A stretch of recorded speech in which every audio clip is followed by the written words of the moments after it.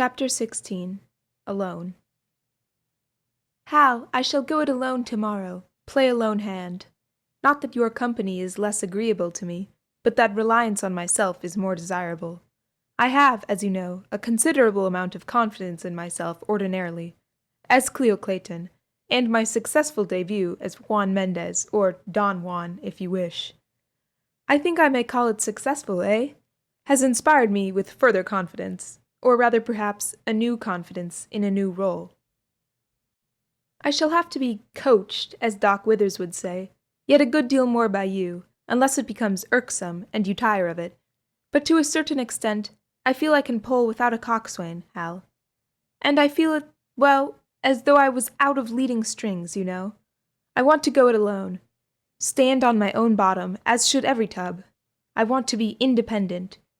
You wouldn't trammel me at all, I know, as I should do as I pleased with, as without you, and not feel the moral and physical support of your presence is necessary to me, however far from flattering this may be to you. The sensation of my first appearance in this role has subsided, and playing a lone hand will be a new sensation, and when no longer that, we will hunt, coupled, again. Call round this evening, and take dinner with me at 6 sharp. Good morning. This was rattled off by Cleo to Prince, after alighting from the carriage at the Hoffman house, and she having changed her mind during the ride, in regard to her stopping place, and without waiting to hear anything from him, pro or con, in the premises, she entered the hotel. Breakfasting at 11, at 12 m, Cleo came from the hotel, clad in a dark green frock coat, white pants and vest, the former buttoned at the waist. She wore red kids, a stand-up collar, and a scarlet tie, the ends hanging free. Her boots shone like polished jet, and their luster was only equalled by that of her hat, jauntily inclining to the right. The 2 solitaires on her snowy shirt front flashed and flamed in the sunlight, like living fire, when her light silken tie blew aside, allowing them to catch light of the day. Her long black hair, glossy and fine, hung free, portions of it floating out on the breeze that toyed with the silken mass. Her black mustache, which no one would have suspected of being other than a genuine masculine adornment, curled gracefully, while her large black eyes, bright and clear, sparkled with the light that comes of anticipation. For a few moments she stood by the hotel, on Broadway, glanced at by every passer-by, the ladies being particularly lavish of their admiring glances, though the sterner sex were by no means chary of the eye homage that beauty of form and feature, well set out, always commands and receives. With her whip she lightly and regularly struck her right leg, lightly advanced, and for a moment or two rather abstractly, as if she had not made up her mind what to do, or which way to go. She suddenly moved down Broadway, and proceeding a few blocks, hailed a downward-bound South Ferry stage, into which vehicle she got, 2 stunningly attired ladies entering immediately after. Raising up her fare the moment she entered, Cleo received, in the politest manner imaginable, a $1 note from one of the ladies, and passed it to the driver. Receiving the change shortly, she passed it to the lady with a polite bow, and seated herself opposite, the former looking closely at a 50-cent stamp among the change for the note, passing it in a moment to her friend. "Is that bad, mademoiselle?" queried Cleo, with a bow and a glance. "It looks bad," returned the lady with the stamp, passing it over to Cleo as she spoke. "Yes, bad enough," quickly said Cleo, who was a good judge of currency. "I'll pass it up for another," saying which she got up and passed the worthless stamp to the driver. "Another stamp for that, if you please," she said to Jehu. "It's counterfeit." "I didn't give you that stamp," growled the driver, his face close to the perforation through which the strap and pay passes. "You can't play that on me, young feller. It's too thin," he added, passing the counterfeit stamp inside. "I want another stamp for that. I had it from you," said Cleo, not a little irritated, and without taking the stamp. "'Twon't work, young feller. It's too thin," returned Jehu, adding, "I didn't give you the stamp," dropping the latter as he spoke.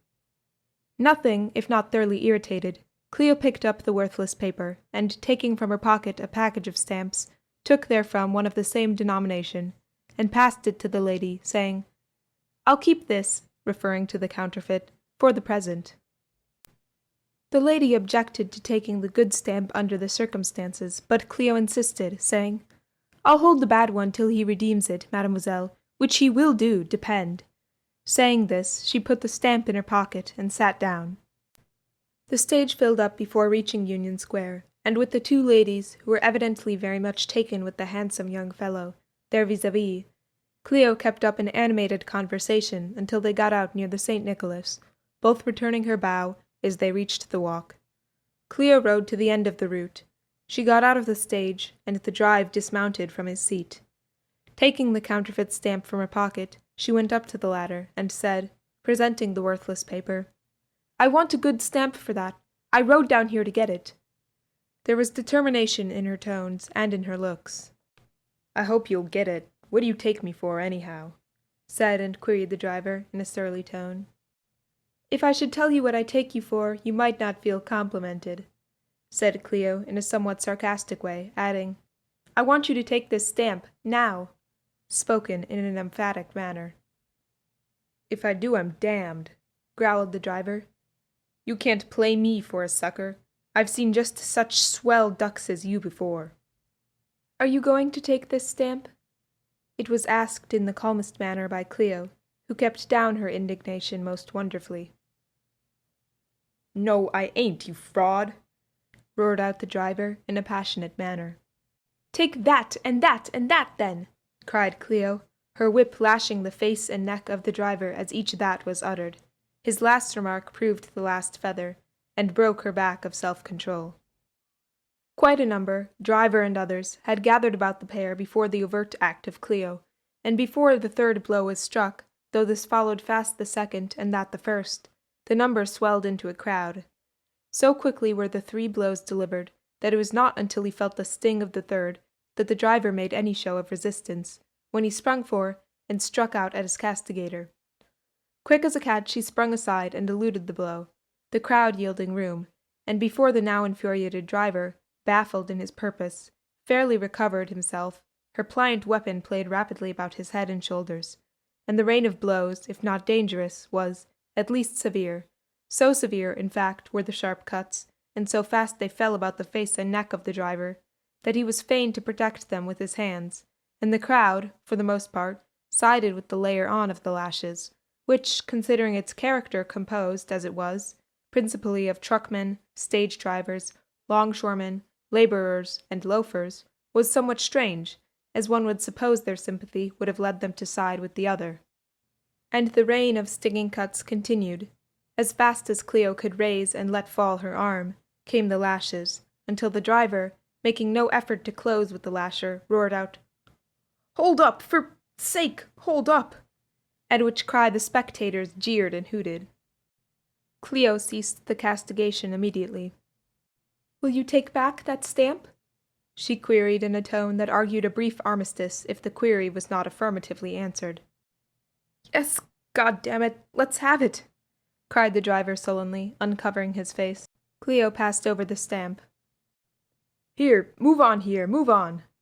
These words came gruffly from a policeman, who, coming up at the moment, pushed into and through the crowd until he reached the center. "Well, what's going on here, young feller?" he queried of Cleo, the gruffness of his tones somewhat modified. "A little settlement, Mr. Officer," returned Cleo, politely bowing.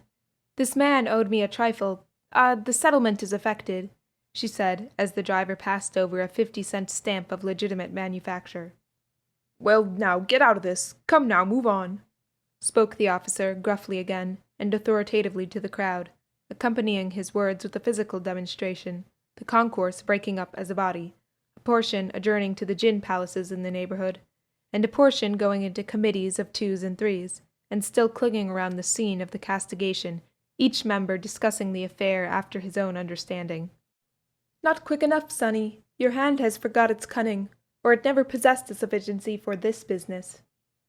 These words came from Cleo, who, as the crowd was breaking up, feeling a hand at her pistol pocket, where she carried her money, turned suddenly, and caught the hand, or rather the wrist, of a youthful seeker after other people's property, of the class yclept pickpockets. So quick had been her action, so suddenly had the operator been seized, that for a moment he was completely staggered, making not the least attempt to release himself from her grasp.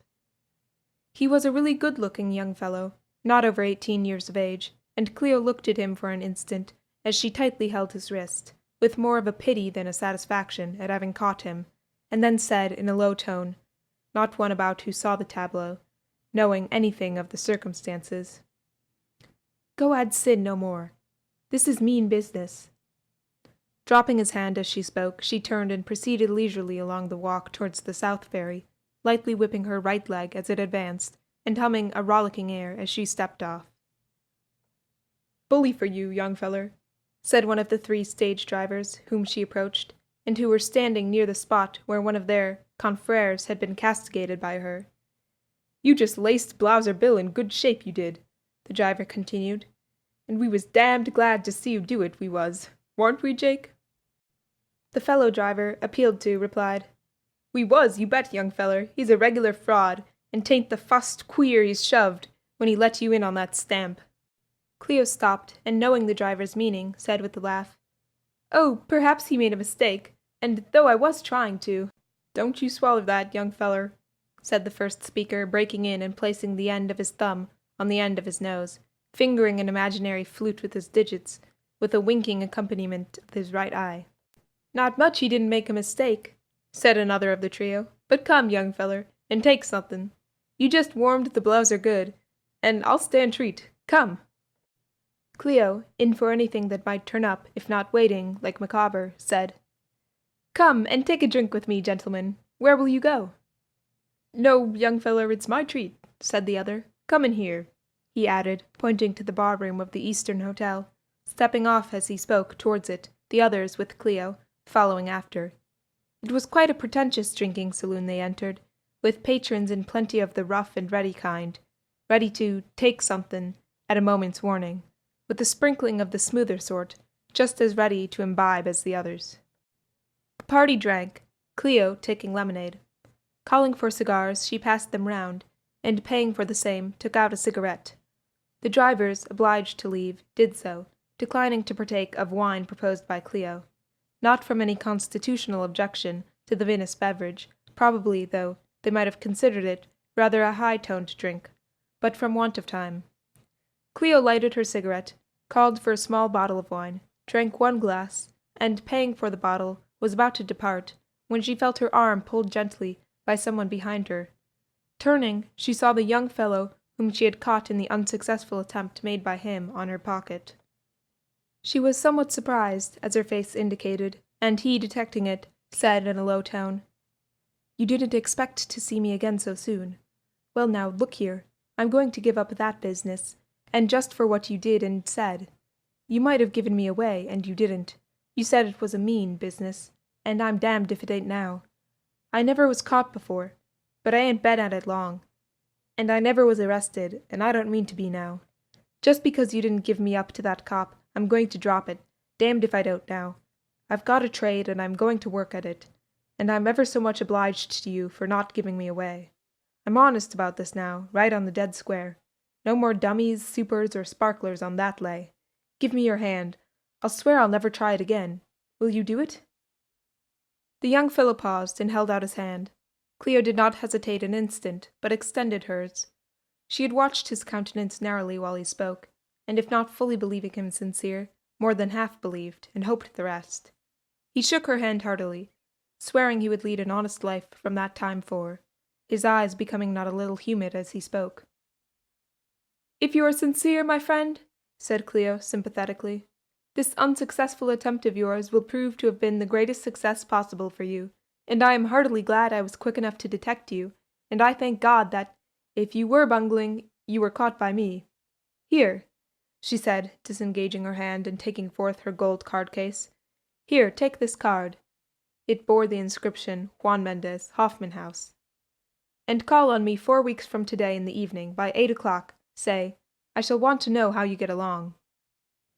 The young fellow promised to call, penciling the date on the card handed him by Cleo, and saying, as he once more extended his hand to her, "You can bet on me, I'm done with this business forever."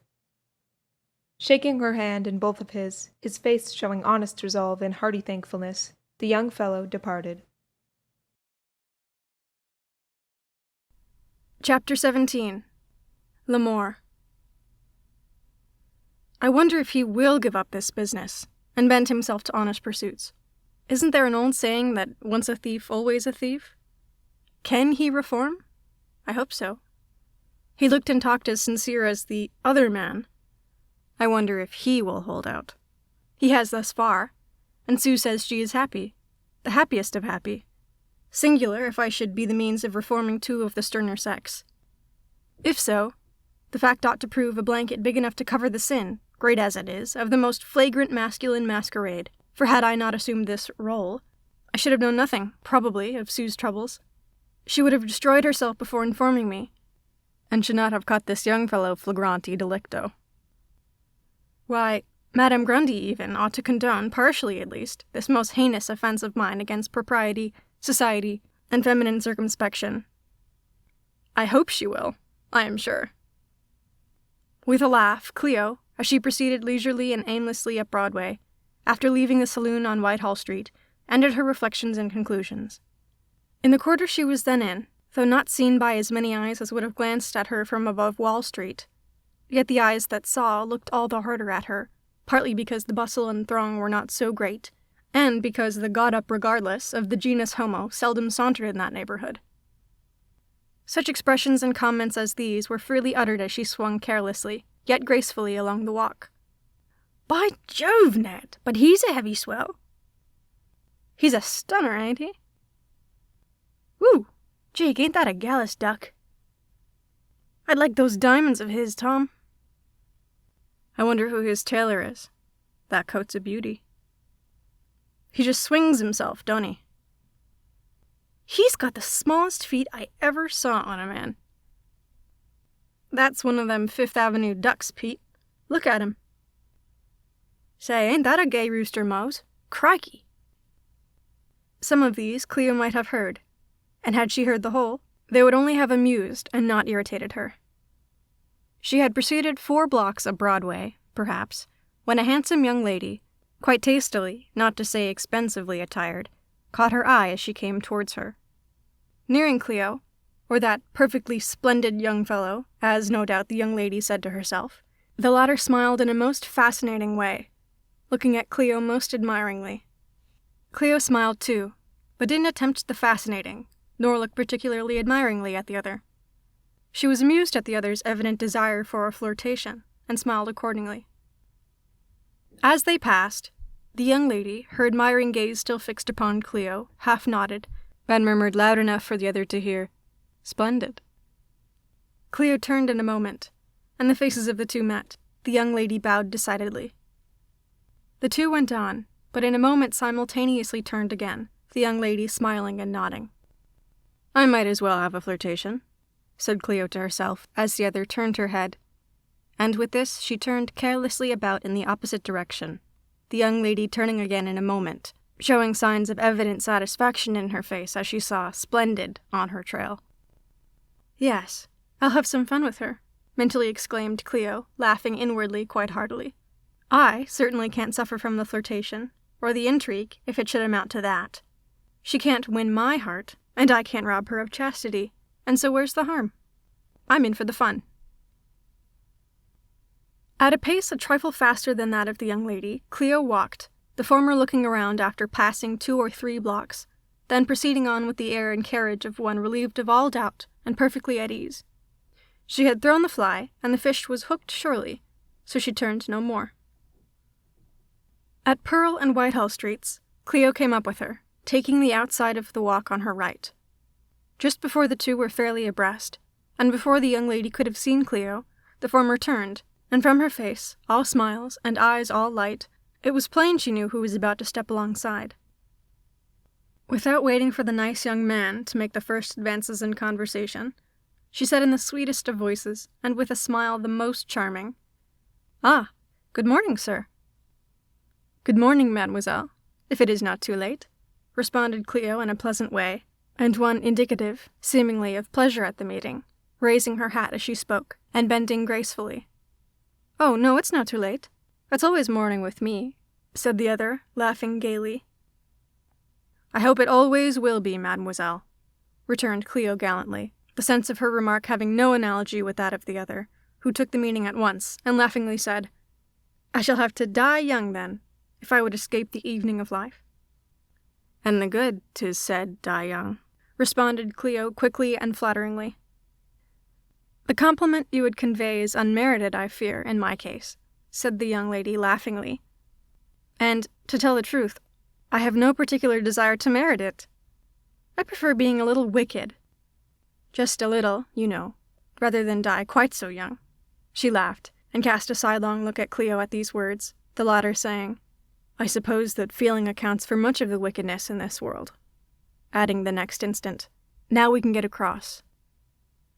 This conversation took place while the two remained stationary at the corner of Pearl Street, a string of vehicles preventing crossing.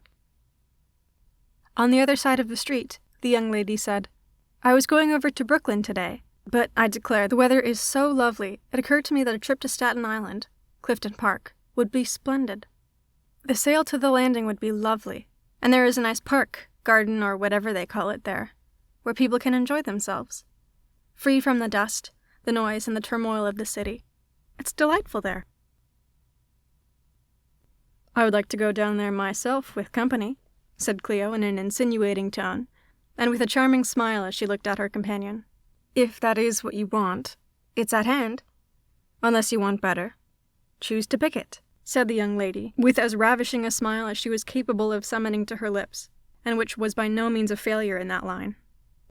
I certainly couldn't wish for better company, and shouldn't know where to pick it if I did, returned Cleo gallantly, inclining her head and smiling as she spoke. I declare, you would spoil me with flattery in a little while, said the young lady, laughing quite heartily. Now, as all I wanted to induce me to make the trip was company, she continued, I don't know why we shouldn't. But you are a stranger, she said, breaking it upon herself, and looking as though she had gone too far. Oh, no, don't call me a stranger, mademoiselle, said Cleo almost pleadingly. Indeed, quite so. Why, I don't even know your name, sir. Well, Mendez is my name. Juan Mendez, said Cleo, adding, some call me Don Juan.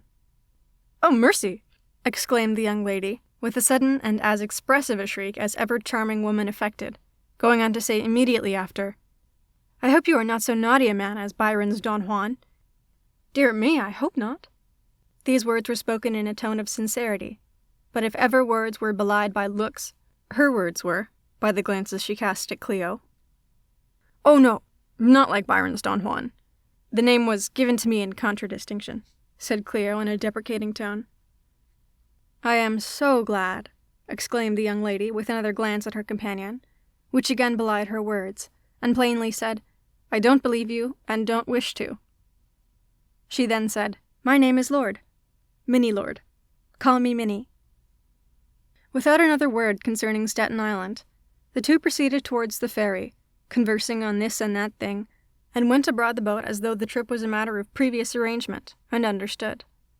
Both looked pleased, very greatly so, as the boat left the slip, but the look of pleasure on the face of one arose from the gratified vanity at a conquest made, and delightful anticipation of the sequence, while that on the face of the other arose from that which must be most obvious to every reader. How could Cleo help looking greatly pleased? 1, 2, 3 hours passed at Clifton Park most pleasantly. In the shady groves they walked and talked. They sat and partook of refreshments, and quaffed bright, sparkling golden wine. Cleo smoked her cigarettes, and for her, his, sake, her companion essayed to puff the dainty things, succeeding very well, experiencing no ill effect therefrom. Laughing and talking, and quaffing the sweet nectar, sparkling and bright, they grew tender, grew loving, grew confiding, and with arms entwining, heads inclining, and eyes looking love to eyes that in return looked love, they murmured of love, not as an abstract thing, but as identified with themselves, both vowing that the tender passion had crept into their hearts, crept in to stay. And they were happy, supremely happy. Those were precious moments, for were they not laden with love? With love's sweet language of tongue and eye, with kiss so sweet and fond caress? Cleo talked love as never a man talked love to a woman, and willing the ears, and greedy for the feast were those into which she poured the glowing words, the ears of Pauline. The Lady of Lyons were not so entranced when Claude Melnotte pictured a palace by the Lake of Como, with the honeyed words of love's sweet language, and tones the most delicious pouring into her ears, with the love light and soulful glances from Cleo's glorious eyes penetrating to the depths of her being, with the ravishing smile and tender caress of the splendid young fellow, the young lady was fairly entranced. Her soul floated in an ether of ecstasy, her heart swam in a sea of bliss, her senses were ravished as she listened to his honeyed words, looked into his liquid, glorious eyes, felt the tender pressure of his arms, and hung breathlessly upon the sweet murmur of his silvery voice. She was the captive now. She had thought she had made a conquest. The conquest was Cleo's.